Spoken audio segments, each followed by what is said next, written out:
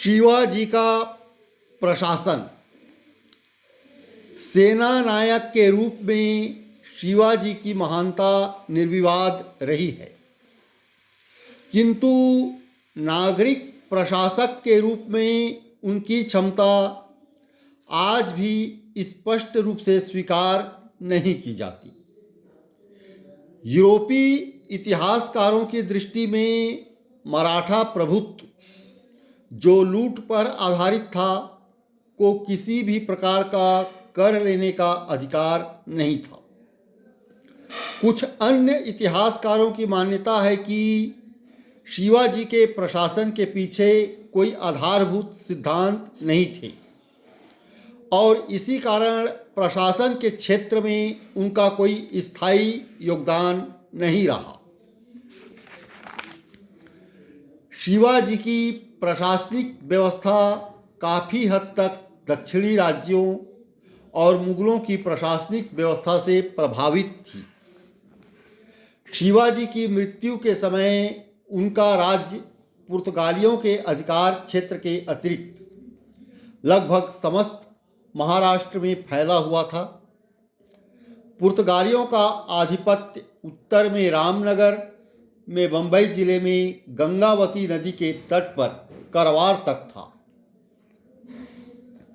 शिवाजी की पूर्वी सीमा उत्तर में बागलानों को छूती थी और दक्षिण की ओर नासिक एवं पूना जिलों के बीच से होती हुई एक अनिश्चित सीमा रेखा के साथ समस्त सतारा और कोल्हापुर के जिलों के अधिकांश भाग को अपने में समेट लेती थी। इस सीमा के भीतर आने वाले क्षेत्र को ही मराठी अभिलेखों में शिवाजी का स्वराज कहा गया है। पश्चिमी कर्नाटक के कुछ क्षेत्र कुछ देर बाद सम्मिलित हुए। स्वराज का यह क्षेत्र 3 मुख्य भागों में विभाजित था और प्रत्येक भाग की देखभाल के लिए एक व्यक्ति को नियुक्त किया गया था। पहला, पूना से लेकर सलहर तक का क्षेत्र, जिसमें उत्तरी भारत कोंकण भी सम्मिलित था, पेशवा मोरोपंत पिंगले के नियंत्रण में था। दूसरा, उत्तरी कनारा तक दक्षिणी कोंकण का क्षेत्र अन्नाजी दत्तों के अधीन था। तीसरा, दक्षिणी देश के जिले, जिनमें सतारा से लेकर धारवाड़ और कोफाल का क्षेत्र था, दक्षिण पूर्वी क्षेत्र के अंतर्गत आते थे और दत्ताजी पंत के नियंत्रण में थे। इन 3 सूबों को पुनः परगनों और तालुकों में विभाजित किया गया था। परगनों के अंतर्गत तरफ और मौजे आते थे। हाल ही में जीते गए आशनी, जिंजी, बैलोर, अंसी एवं अन्य जिले, जिन्हें समयाभाव के कारण प्रशासनिक व्यवस्था के अंतर्गत नहीं लाया जा सका था, अधिग्रहण सेना की देखरेख में थे। केंद्र में 8 मंत्रियों की परिषद होती थी, जिसे अष्टप्रधान कहते थे।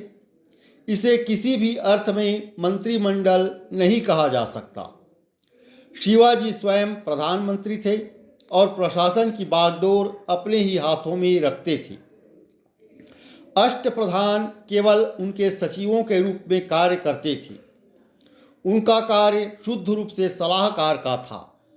जब कभी उनकी इच्छा होती तो वे उनकी सलाह पर ध्यान देते भी थे, अन्यथा सामान्यतः तो उनका कार्य शिवाजी के निर्देशों का पालन करना और उनके अपने विभागों की निगरानी करना मात्र होता था। संभव है कि शिवाजी पौरोहित्य एवं लेखा विभागों के कामकाज में दखल न देते रहे हों। पेशवा का कार्य लोकहित का ध्यान रखना था। पंत अमात्य आय व्यय की लेखा परीक्षा करता था। मंत्री या वकनीस या विवरणकार राजा का रोजनामचा रखता था। सुमंत या विदेश सचिव विदेशी मामलों की देखभाल करता था। पंत सचिव पर राजा के पत्राचार का दायित्व था। पंडित राव विद्वानों और धार्मिक कार्यों के लिए दिए जाने वाले अनुदानों का दायित्व निभाता था। सेनापति एवं न्यायाधीश अपना अपना कार्य करते थे। वे क्रमशः सेना एवं न्याय विभाग के कार्य को देखते थे। धन्यवाद।